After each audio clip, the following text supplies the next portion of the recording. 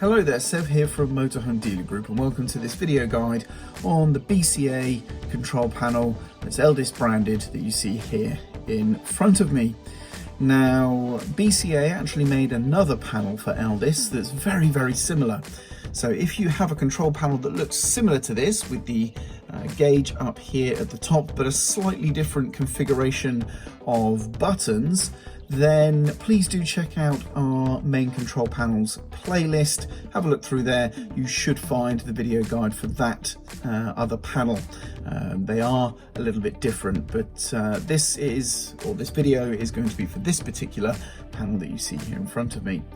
Now we're going to cover what these buttons do, what the information the panel gives us is telling us about our leisure vehicle, and hopefully by the end of the video you'll have a good idea of how to use this panel to operate your leisure vehicle comfortably. Now, what we're not going to be covering in this video is any troubleshooting, any problem solving or that kind of thing. If you are experiencing issues with your control panel, then please do consult your manuals or the help of a technical professional. This video really is just a quick start guide to get you up and running using this control panel in your leisure vehicle. So let's get started.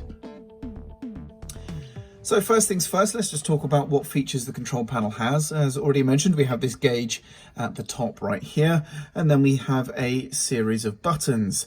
These 4 buttons at the bottom of the panel here, these are all 2-position switches. Okay, this one here, however, is a 2-position sprung-loaded switch. So let's first of all start with the bottom left here.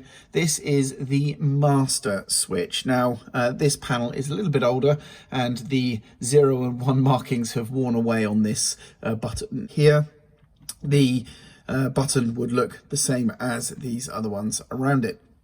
But the 0 of course is off and 1 is on.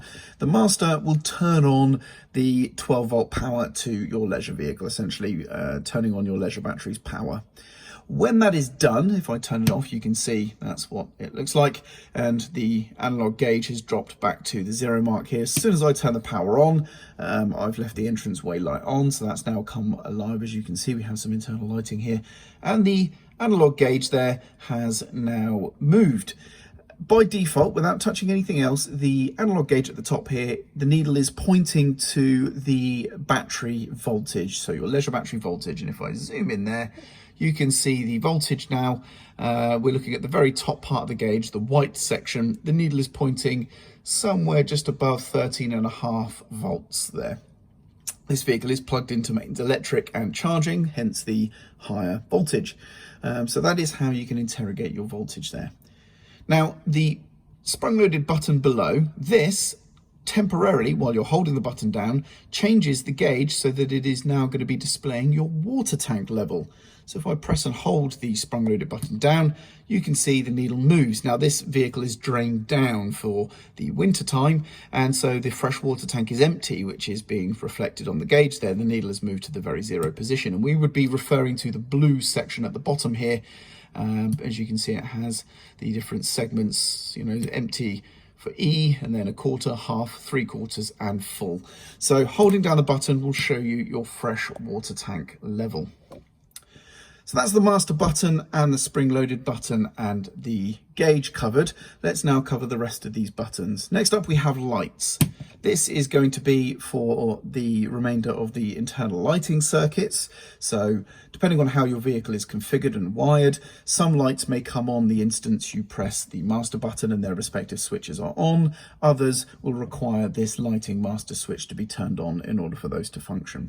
And of course, those lights may also have their own individual light switches, but this is a master power switch for the rest of that lighting circuit.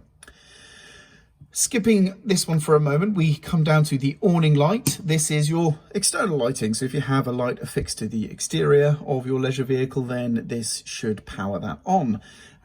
So that's nice and easy. And then finally, we have the pump. So this is going to supply power to your water pump. Now, as mentioned, this vehicle is drained down, so I'm not going to leave this switch on for very long.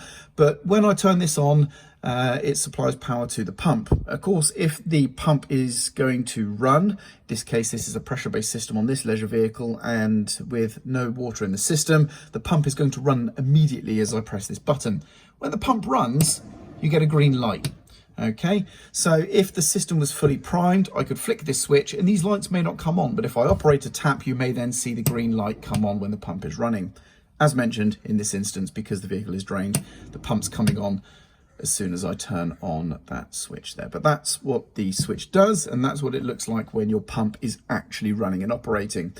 Most leisure vehicles, the water pump is audible, you can hear it, but in the instance that you have a vehicle where the pump is quite hard to hear, or maybe you're hard of hearing, you can tell that it's running just by looking at the panel and seeing the green light whenever your water pump is operating.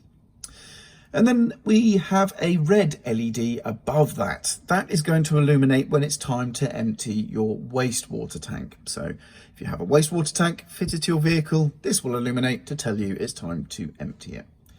And that is essentially it. That's the control panel. That's all the functionality there is. Very, very simple and easy. All the main functions you need. Nothing overly complicated. Very easy to understand the information. And hopefully now you know how to use this panel with your vehicle with some confidence. So that about wraps up the video today. Hopefully you found it useful. I'm Sev, and thank you very much for watching.